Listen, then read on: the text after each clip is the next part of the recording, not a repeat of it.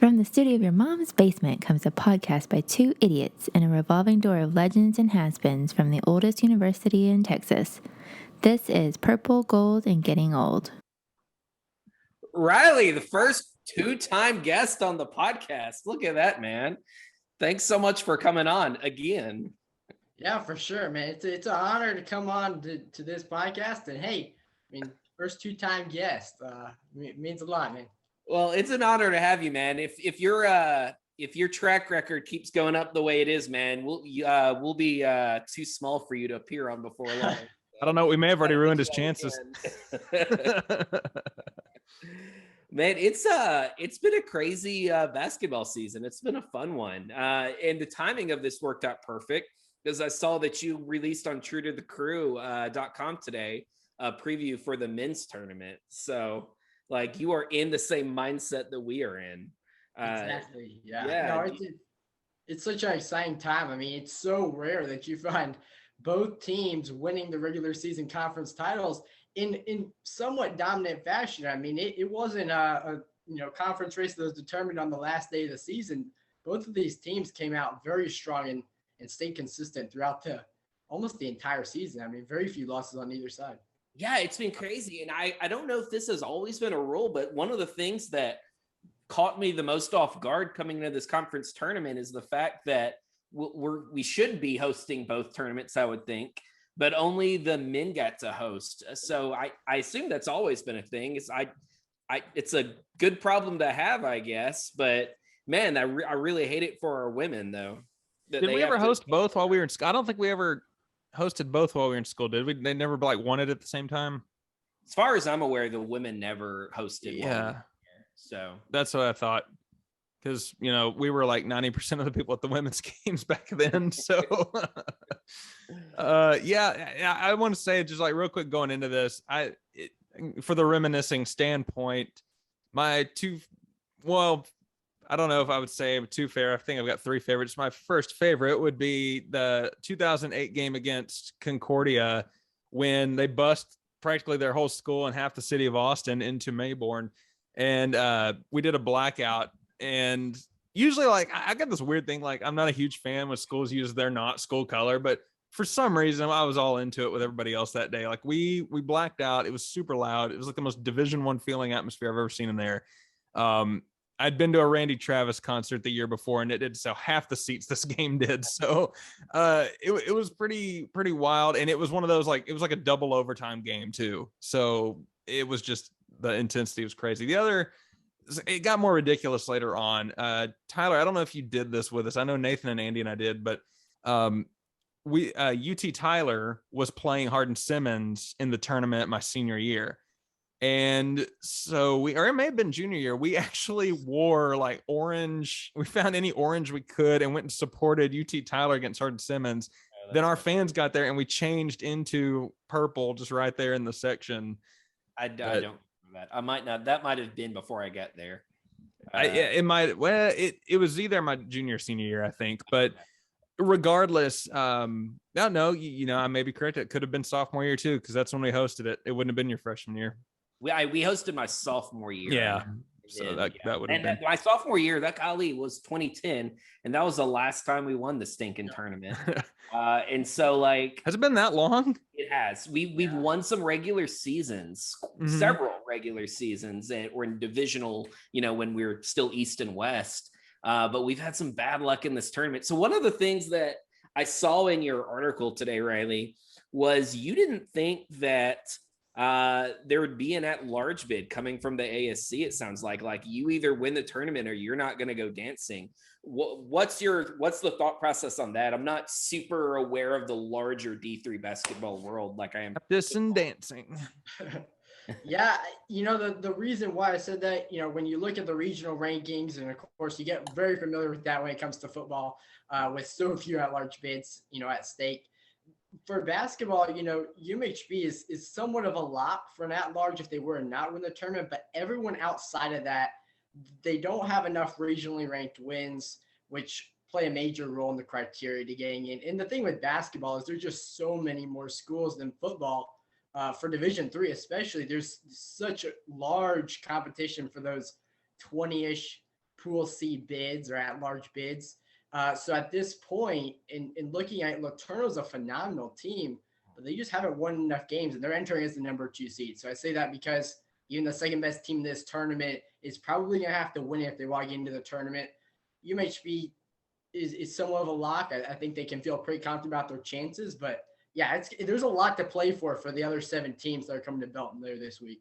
Well, that makes me feel a lot better because I guess I read that wrong earlier and I about had a heart attack. I'm like, there's no guarantee we're winning this tournament. Because I think back to even the year that we went to Atlanta for the championship game, we didn't win our conference tournament that year. So it's tough to win. There's a lot of good teams, and I will say this. I as much as I cover Division III as a whole in UMHB, Cliff Carroll told us on Saturday, he doesn't believe that any team in this conference is a lock for at-large bids. So I think it definitely takes off some of the pressure entering Sunday and Selection Monday when you know you have that automatic berth. So I think even though the Crew probably has a good chance at large bid if they were to not win it, winning it's definitely the easiest way to not be sweating come Monday. Yeah. Like coaching sensation Tom Herman once said, winning's hard. It is hard. Looking back on the season for both the men and the women, I feel like I know what my answer is, but I want to ask you first. What's like one game, one moment, one sort of memory that sticks out to you as being like a highlight of the regular season? Man, if I start on the men's side, I think it would probably have to be one of two. And that the first one would be the I don't know if I'm cutting out there or not. Would be the Hardin-Simmons game that they played in Belton. And obviously in that one, it was, UMHB number 1 in the conference standings. Hardin-Simmons was 2. There was a lot going on for both teams at that point in January 27th. So late in January, we're getting into the home stretch of the season, and UMHB came out in full force. That's some of the best basketball I've seen them play. And Hardin-Simmons actually took an early lead. And coming out halftime, UMHB just was such a different team. They were so strong on the boards. And I will say this too, that's probably the best atmosphere I've seen at the Mayburn Center all this season. You also had my second one, or my other one would be the toy toss game, which was the season opener against Southwestern. It's a cool tradition that Coach Carroll brought with him from Sol Ross, where everyone brings a toy and throws on the court after the first basket, and they're all donated to the McLean Children's Hospital. But those 2 games had probably the biggest attendance I've seen.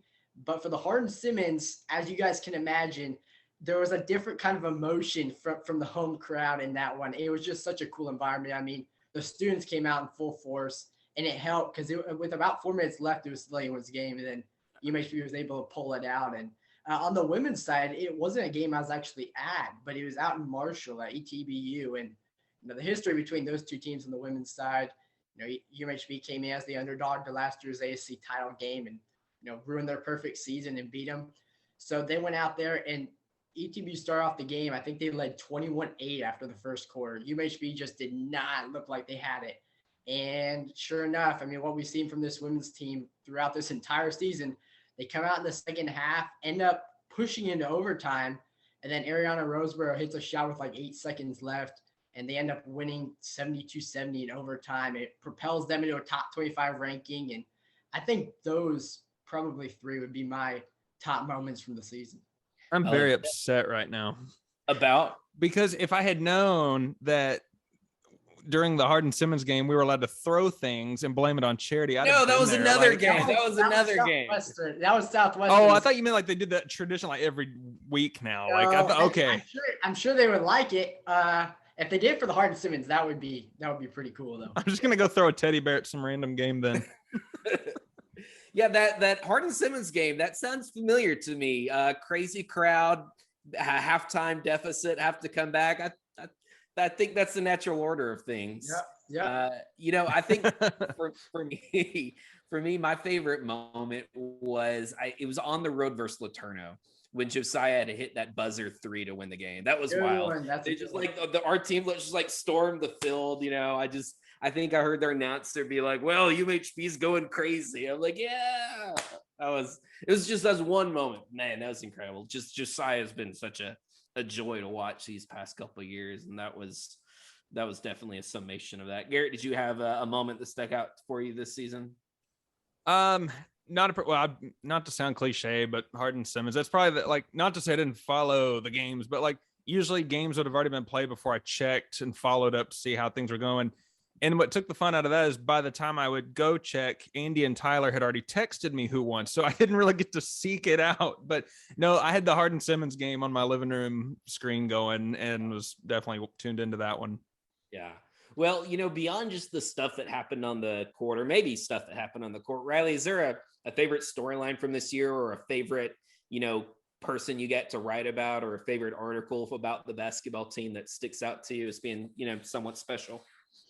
Man, there's a couple. One thing I will say in a storyline, you brought up Josiah a second ago, and I just wanted to kind of bring a little bit of attention to him because, you take a guy that's such a dynamic scorer, and of course he's performed so well throughout the season. I think he's averaging 25.6 points per game, but he's actually had to take a different role this season than he had last year, and we knew this coming into the year. They have brought in a lot of transfers. There's a lot more depth. And they were going to have to be distributing the ball a little more than they had last season. And he took that role from being more of, he's going to have to handle the ball a little bit more, not be the one to shoot it as often. He might not have a 53-point game this season.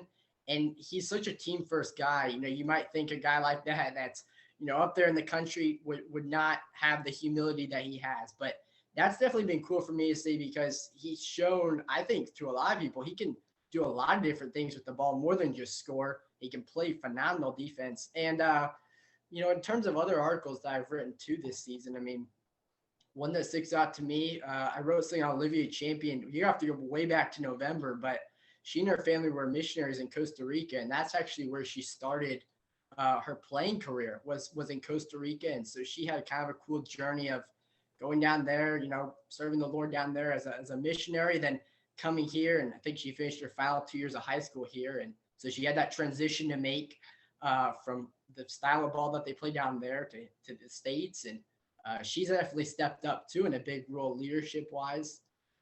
Thinking back too, I mean, I wrote something on Luke Feely, and his story is pretty cool too on the men's side.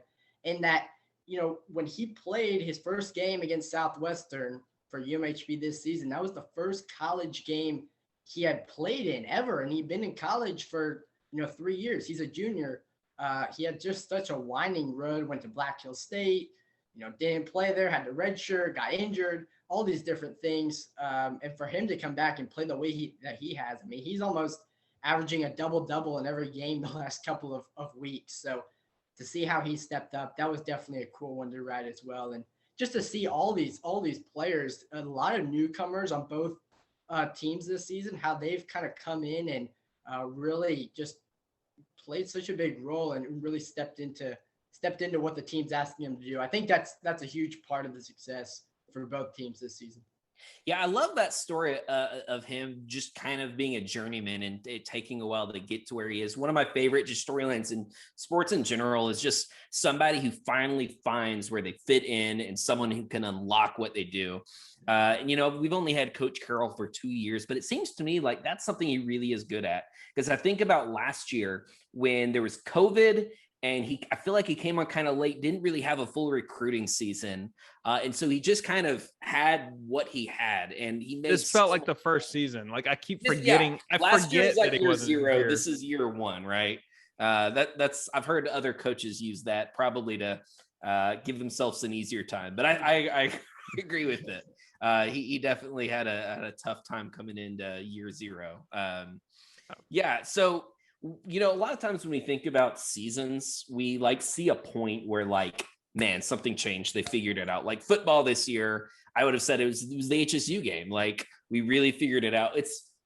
Maybe it's hard to find a turning point in a season where, the men, I think, lose 2 games, the women lose 3 games. I mean, it looks like we're just good the whole way through.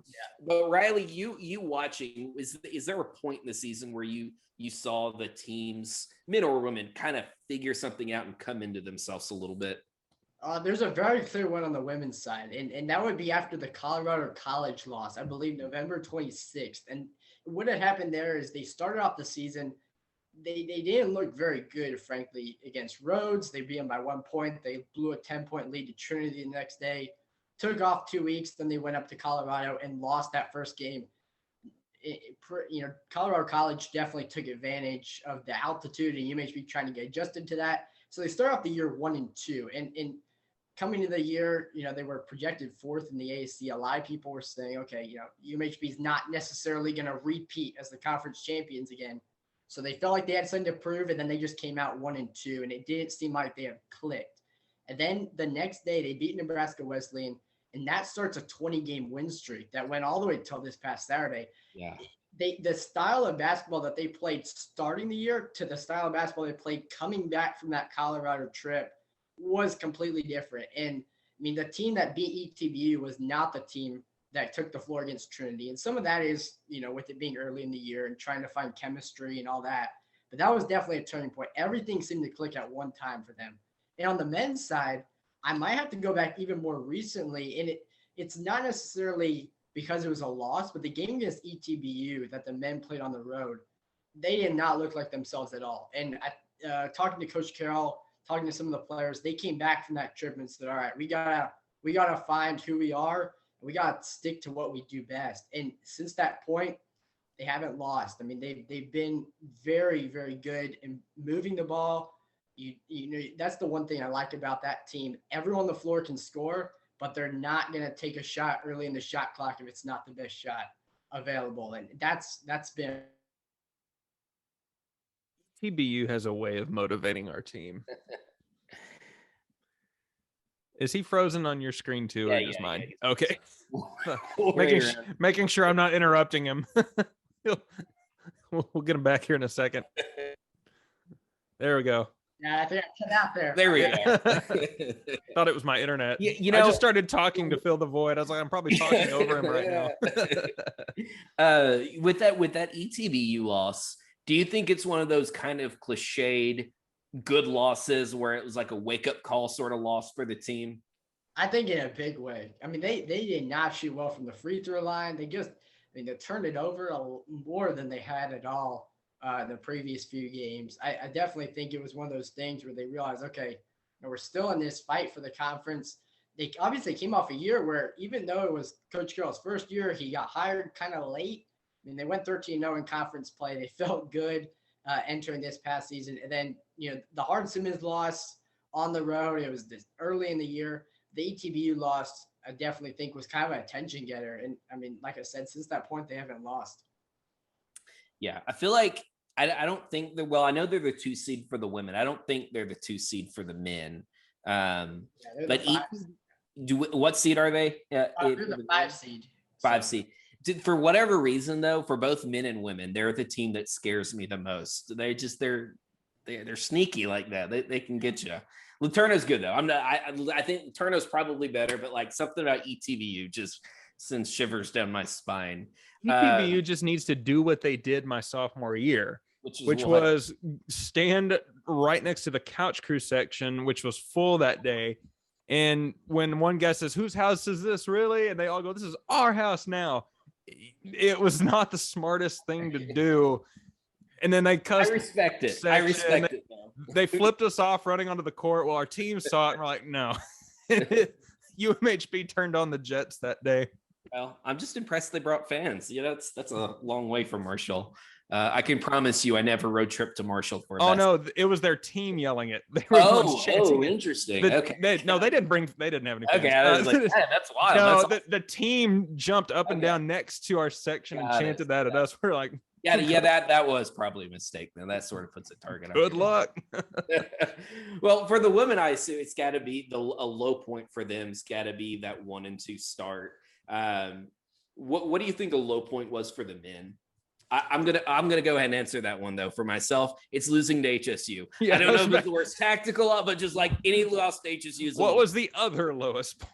Yeah, I was gonna say that lost to HSU, and the funny thing, or not the funny thing, but the thing that covered that loss a little bit is that football reached the Stag Bowl that same day. I remember in Whitewater. So everyone kind of, they saw the score come in, but it wasn't that huge of a deal. But for the team itself, losing by 3 to Hardin-Simmons on the road, I mean, I think the margin of victory probably hurt more because it really came down, to the last minute or two, and they just didn't execute when they needed to. I think that was probably a low point that you could see.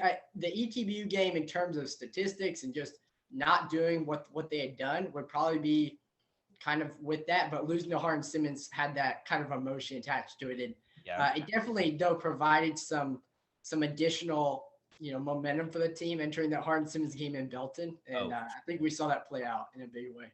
Yeah, Tyler can attest to this. I personally hate close games. Like, I hate that. Even if you win them, it's just like, I don't need this for my blood pressure. Yeah. If you haven't noticed, I enjoy needling at my friends from HSU quite a bit on and I had spotted that the timing of that HSU basketball game with the Stag Bowl well in advance. And I had thought, man, if we can win both, I have this beautiful tweet I'm just gonna send out to make all the HSU people mad. Like, hey, HSU, how's basketball season been going for you? But yeah, then I was like, I can't do it on the day they beat it. So it'd have been the worst day ever if we'd have lost both those games, like Stag Bowl and the other one. Put that evil in me, Ricky Bobby. Too late. What's done is done. Yeah. So you can't take away a stag. Maybe no, I don't believe in that. I feel like, and disagree with me if you feel like it, I feel like the MVP for the men this year is like just clearly far and away been Josiah. Feel free to disagree. But I love how you said I just don't see it. I just love how you said feel free to disagree and then said clearly and far away. Like if you argue with me, you're an idiot. But feel free. I would not want to be on the other end of a sports argument with Riley. He knows his stuff. I wouldn't either. Josiah is Josiah. But the women, it seems like it's much more kind of even across the team. Is there a certain player that just really stood out as being key to you this year? Man, yeah, I was gonna say, on the men's side for sure. I think it's Josiah. Just he's done so much. I mean, defensively too, more than just his scoring. So I think that definitely makes him, the MVP by a good margin. On the women's side, yeah, they're so balanced and they play so many players per game. You're not going to necessarily see in the stats. If I had to look, it would probably be between three players. If I had to try to narrow that down, just Ariana Roseborough has come in as a freshman, so you have that, and she's in her first collegiate season, but she's done so well scoring. She scored 24 in a game just a couple weeks ago. She's probably one of their better scorers. And then, you also look at Ashley Fox. She can do a little bit of everything. She can shoot the three. I think if you ask from what I've seen, I think she's probably their best three-point shooter. And then Caitlin Cole-Morgan really established some post presence. And last year as a freshman, she really didn't play a lot. So she came into a new role again this year. And Ashley Fox is the same. So when you have three players that are all kind of in new roles, you got to give some credit to them for stepping up in the way that they have into a starting role. And with Caitlin Cole-Morgan, she's also their top rebounder far and away, which I can tell you in games against Harden Simmons and TBU where rebounding comes into play, and some of those close wins that they've had, being able to bring down the boards late definitely helps. So it'd probably be between those three for me, just from what I've seen. That's awesome. Yeah, they really, I was looking at their stats earlier today, just trying to brush up on kind of matching up what I thought I saw watching the season versus seeing if it makes sense with reality. Yeah. And that's what I just saw. I was like, man, it's I don't think anyone averaged more than 11, 12 points a game on the end. But that's interesting. Is Caitlin Cole-Morgan's, I think it's her sister, played at HBU when I worked there. Oh, nice. Yeah. Nice connection there. Yeah. Taylor played last year too. Okay. So they both play on the same team for 1 year at UMHB. Yeah. It threw me off. I moved here. I was like, I know who that is. So way back in I think it was August, we had our fall sports preview, and we mainly focused on football and soccer and volleyball. But we did talk. We think basketball is going to be special this year. And so thinking back to your expectations for the basketball teams this year, What were they going in, and have we like met them, exceeded those expectations? There's no way we underperformed, but I'll throw it out there as an option. Yeah, it's funny when we had that first one. I don't know if I think might have said it off air, but I thought that the men's team was going to beat UT Arlington because of the depth that they had, and that was so early in the year too. But UMHB really, I mean, they played 3 games in that first week of the season. They hadn't practiced for more than a month, and they went toe to toe with both Steve F. Austin and 3 days later, UT Arlington. So they went toe to toe with those D1 opponents. And so on the men's side, I definitely think, I mean, in my opinion, I think both teams exceed expectations. On the men's side, it was one of those things we didn't know what to expect out of all the transfers that had come in, because we knew that the freshmen might, see some minutes, but it was going to be the transfers who were going to kind of make or break this team, because it was, we knew some of them were going to be contending for starting spots like Luke Feely. But we didn't know what to expect out of Luke Feely, who hadn't played college basketball, in a couple of years, or actually seen time on the floor. And so they came in this season, and from the first point of the year, they just looked good. I mean, they looked like they knew what they were doing. And the thing you got to consider with D3, they start practicing on October 15th. So sometimes what you're seeing in November is going to be a lot different than what you're seeing in January and February. But the consistency shown throughout the year has been incredible. On the women's side, they have far exceeded my expectations.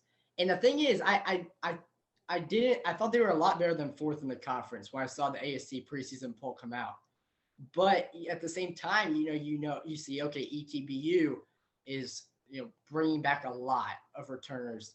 Hard Simmons, they're always good. UT Dallas, you can't ever underestimate them. So, and same thing on the women's side. There was a lot of newcomers and a lot of freshmen. They had probably a recruiting class of 12 or 13. So when you have that much, that many unknowns, there can lead to some questions early in the year. But I thought that the women, far exceeded my expectations this year, and especially with some of the big wins they had. I mean, going 18-1 in conference, I certainly did not expect that in a conference with as much parity as the ASC has on the women's side. Yeah, it was wild how they just kept rolling. They would not lose right there, until right there at the end. And then that loss that stopped the streak was like a crazy bad loss. I want to say it was like we lost by 20 points or something. What do you think the deal was there? Do you think they were just like, we're ready to go? We've got this thing locked up? Was ETBU just like so fired up from their loss? What was going on there, you think? I think if anything, it was more ETBU. It was 71-57, which was, it was one of those things. I think I put this in my game story on Saturday. Every time entering the 4th quarter this year, when they were losing, it was several times to a very good opponent. You always kind of knew they were going to find a spark, and they just didn't find it this past game.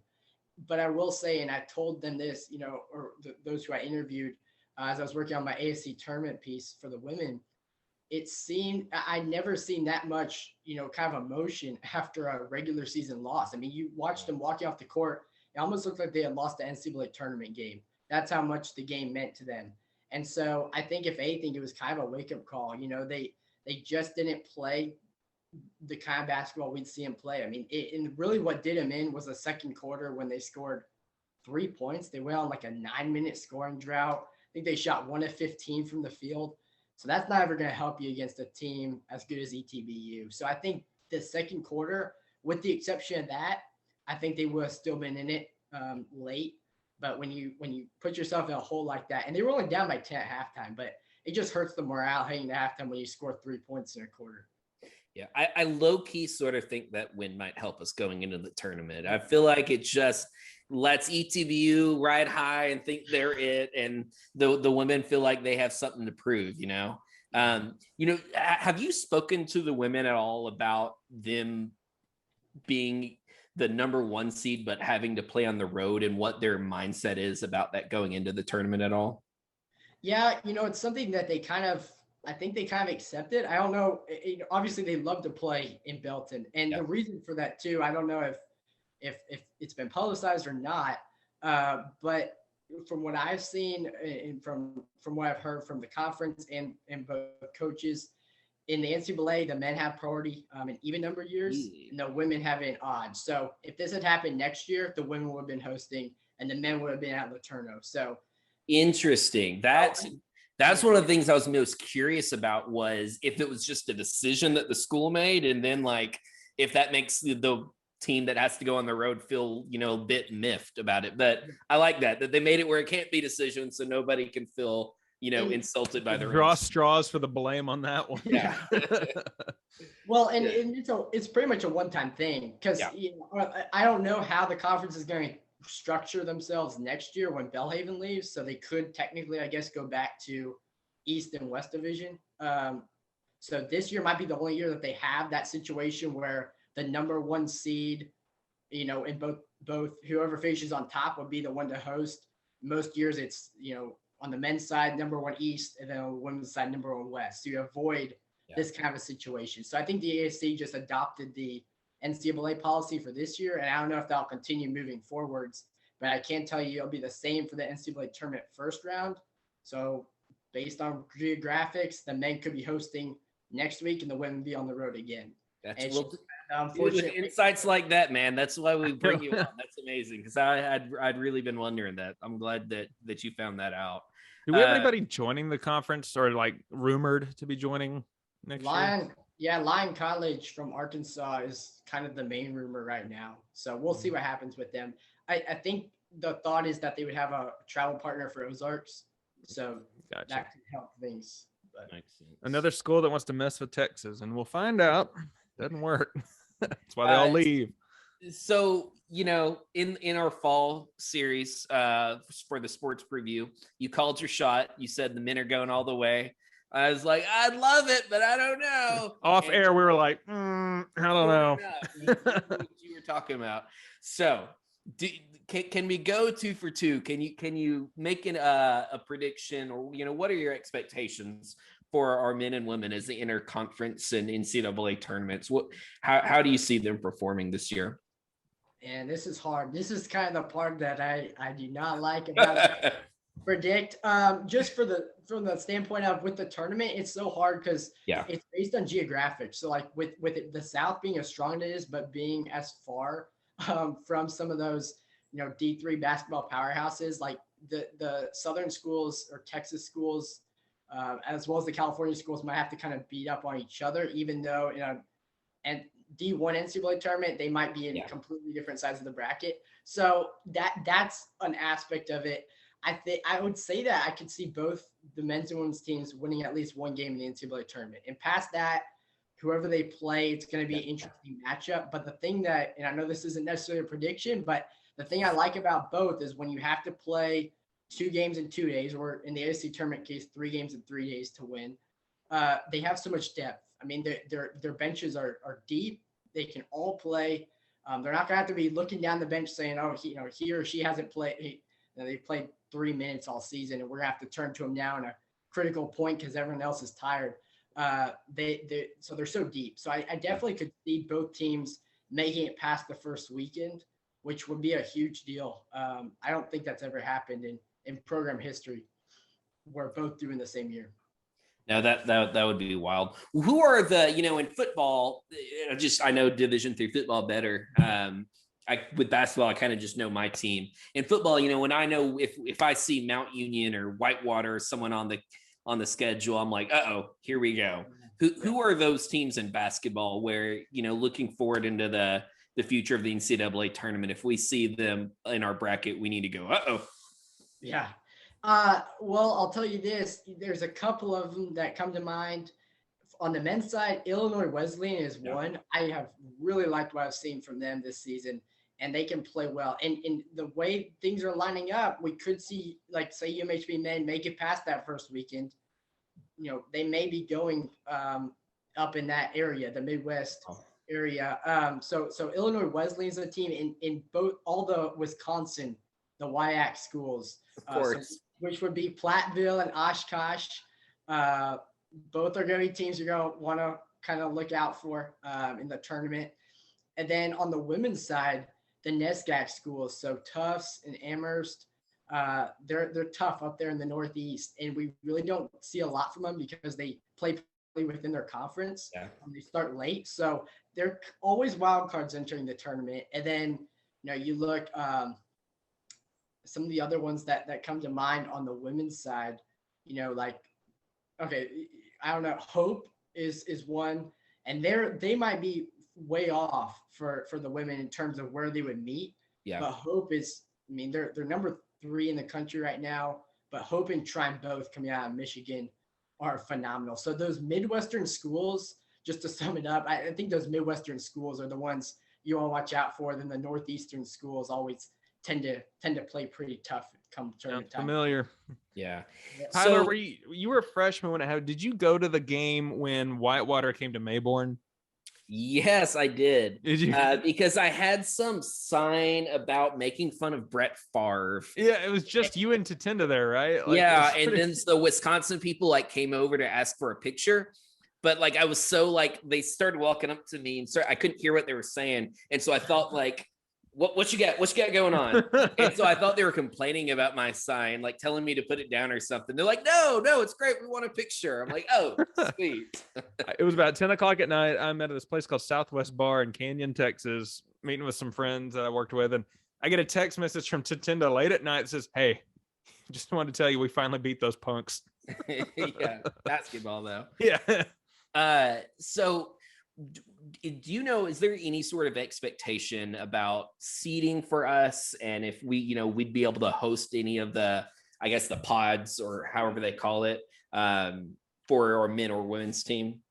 It's regionally done. So if going off the last week's regional rankings, both the men and women were number 1 in region 10. So that's a very good sign.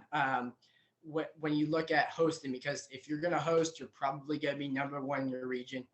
And then, I would think if we're looking at things, you can pretty much count the men or the women hosting that first weekend. So after that, it's going to be interesting because they have to use flights and try to get teams out here because they can go within 600 miles, I believe is the rule. So they can bus teams in within 600 miles. So the tournament committee is going to try to figure that out.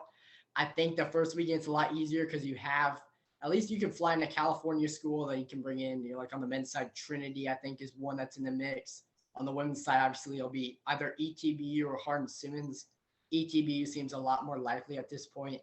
So I think that first weekend, you can pretty much count men or women will have that home court advantage. After that, I think it's probably going to be likely that both teams end up going on the road. The interesting thing about D3, there's no seeds. So you're not, there's hype with you can kind of see, okay, this is a one, who they consider to be a 1. But they don't always use them in football either. Yeah. They don't want to put the numbers on teams. Got it. Yeah. So that's kind of the way it is right now. But yeah, the hosting teams are always kind of going to be your teams that they consider to be top of the field. Well, as we start this tournament season on Thursday, I want to kind of look for help people who maybe didn't watch as much games this year kind of know what to look for. There's a thing that D3football.com always does going into the playoffs, where they do the pre-playoff preview. I guess that's a lot of pre's. And then they always do, they're playing good if they're doing this, and they're playing bad if they're doing this. So why don't you give us your, they're doing good if, they're doing bad if for our teams as we start the tournament this week. Yep, sounds good. Yeah, I got familiar with that format, writing some of those up for. Oh, that's right. Yeah, you did. That's awesome. So, no, thinking about this on the women's side, I would say, things are going bad. I'll start with the bads first and then go to the goods. But, they're playing, they're not playing their best basketball if they're selling for a lot of long 2s and 3s on the offensive end. They play best when they can get the ball inside. They have some phenomenal post players and players that can really score around the rim. So if they're selling for a lot of 3s, they're kind of, desperation mode might be setting in, or they're trying to do too much offensively. And then on the men's side, I think things are going poorly if you see them just struggling to get back on defense, because one of the things that a lot of teams have tried to do this season is really push the ball up court against them and try and match speed with speed. The teams that this year, ETBU, being one that have really done that well and played at a quick pace and forced UMHB into a lot of turnovers on the offensive end when UMHB has the ball, and then kind of being able to breeze past UMHB into the lane when UMHB is on defense has kind of been a big part of both of the losses to Hardin Simmons and ETBU. Looking at the women, they're playing well, though. Like I said, if they're getting the ball into the post, things are going to be going well. At the same time, if they can keep teams outside of the paint and limit the post play and really force a lot of threes, then they're going to be good. They play good perimeter defense. They have a lot of good guards. And then even their forwards and post players can come out and defend on the perimeter. So if they're keeping teams outside of the post and trying to make them shoot those long threes and sell for the jump shots, things are going well defensively. And defense is where it really starts for the women, helps kind of generate their offense. And then the men, they're playing well if they can move the ball and find those open threes. Because the thing is with this team, they don't have a true, center. They're not going to, be getting the ball in and having guys post up very often, but they can all shoot the ball from beyond the arc really well. And sometimes, you'll see an offensive rebound, they'll kick it out, pass it around a few times, and then there'll be someone just wide open in the corner. That's what they did a lot against ETBU last Saturday, and it helped them in a big way. So those are definitely things to be keeping an eye on in the tournament. They do a lot. The men do a lot on the offensive end. That really helps them. I love to hear that. That's the basketball I love to see. Spurs fan. I like seeing that Spurs ball all around. Yeah. It's amazing. Well, thanks for coming on, Riley. It's always a pleasure to be able to talk Crew sports with you. We said earlier you had your preview for the men's tournament on your site today. What else do you have coming up on True to the Crew? Yeah, we have quite a bit coming out. We'll be doing some stuff as far as football goes with some of the new members of the coaching staff, which should be pretty interesting, kind of getting the fans introduced to them and what they bring to Belton. And then as far as this week, tournament week, we'll have a couple of feature type articles on both the men's and women's teams entering the tournament. We'll also have a women's tournament preview to kind of, when you're watching all these teams play out, what's, UT Dallas doing or what's ETBU. And when you see them, sit up against UMHB on that side of the bracket, you'll kind of get to go over there and figure out, okay, what's this team about? So we'll have those coming out. Try to have as many features as possible. So we'll definitely have some player profiles coming out this week and hopefully in the next, because we're planning on doing some NCAA tournament coverage as well. So nice. Stay tuned. You can have a True to the Crew bracket contest. We thought about it. Depend. We have to put that out, see if there's enough participation for it. But well, I would invite you into the bracket contest we do every year with our college friends. I'm afraid you'll kill us all. I'd be close to blind picking, but I guess it's the same way for my Division I bracket too. So. It was me last year. I was just like, all right, better seed, random upset. Well, man, I'm excited for these coach. It sounds like you do profiling some of the new coaches coming in. That's really exciting. I'm looking forward to that one then for sure. Yeah, Andy Padron, UMHB alum. I really, really like what he's brought. I haven't had the chance to talk with him yet, but man, he comes in. He's such a great offensive mind. He's coached the D1 level. Obviously, he's a Crew alum, and that always helps. They know the culture of the program and kind of what it's about. So definitely excited to see what we get out of the offense next year and, these new coaches, because there still will be some more hires coming in. Yeah. That the offense is really what I'm the most curious about next year, just because, that we had that the offensive coordinator from 2016, and that's really when the run started. I know the guy we got coming in is a Crew alum, so that's exciting. But I also know he played in the option left, throw the ball down the field era. But I know, he has evolved, as a coach. It's not going to be necessarily what it was when he was a player. But he's seen there are other schemes out there. I'm like, let's not go back to those days. where we still dominated 80% of the schedule. Well, yeah, exactly. Wasn't good enough. Well, thanks so much, Riley, for coming on. Like I said, man, always a pleasure to talk Crew sports with you. Thank you for everything you do for Crew sports. You've really been such an addition to the community. So thanks a bunch, man. Well, no, I appreciate that. I appreciate you guys having me on and all the support, man, from everyone, that's always reached out and supported us in our coverage. It's helped a lot. It's why we do what we do. Try to give these athletes and coaches and teams, the attention they kind of deserve and warrant with all the success. So, and thing I will add too, also be sure to check back our website. We'll have a lot of recruiting coverage, especially as more commits come in. It seems like almost daily. So there's a lot to like about the future of Crew Sports as a whole, because there's a lot of commits across a lot of sports coming in. So that's right. We're getting back into recruiting season. That's how I feel like I figured out who you are. I'm like, who's I doing all these recruits? This is you froze for like 10 seconds, awesome. And I still think we caught everything you said. Sweet, yeah, probably. Well, thanks for coming on, Riley. For sure. Thank you guys for having me on. Yeah. Absolutely. All right. I'll let you I kind of led the train on. I don't know if that's a saying. I don't really have anything I could add to that. That guy knows that's more. My problem either. Then I feel stupid following that. Yeah. No, I think so. I meant to ask him too late because he just hung up. But Riley, when you see this, you can just put it in the comments.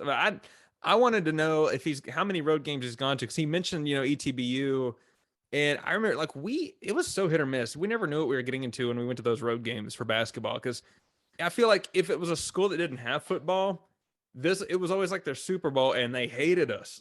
Concordia, UT Dallas, you'd have thought we insulted their grandmothers or something just by walking in. There was no welcome. Yeah, dude. I remember we were at this was a very infamous conference basketball tournament. That would be a story to pair well with this episode. Who, Pipes and Spencer? No. Well, no, that was the year before. We hosted UTD hosted the tournament the year that Iraq was painted. That one. And that team, the UTD, were just railing on us, and we made fun of them for not having a football team. And they're like, "Wait, y'all have a football team?" And we're like, yeah, we're kind of a big deal there, buddy. You are literally too stupid to insult. Yeah, exactly. Man, that whole tournament is probably an episode in and of itself. Well, that was cool hearing from Riley. Man, I just really want another conference tournament win. Like I alluded to, we've won some regular seasons here and there, but it's been since 2013 since we've gone to the NCAA playoffs, and it's been since 2010 since we won a conference championship tournament. So, oh man, if we could do it, that would be so huge. This is already, it could be one of our best sports years ever. With football winning championship in the fall, volleyball winning conference championship doing well, both soccer teams doing really well. To have both our men and women win a conference basketball tournament, that would really cap off a cool year. And our women have unfinished business. Their last time in the tournament, they were in the Sweet 16, and then the tournament was canceled because of COVID, because there was no tournament at all last year, and it was those 2 years ago. So, man, I feel like they really do have some unfinished business to get to. So I'm looking forward to it. Y'all go check out Riley's True to the Crew website to kind of get caught up on where the basketball season's been and where it's going. It might be the most credible journalism you read this year. Yep, you might be. Who knows who's going to win, who's going to lose. The only thing that I know for sure that will come out of this tournament being able to say is that it's 2022 and HSU still sucks. Yeah.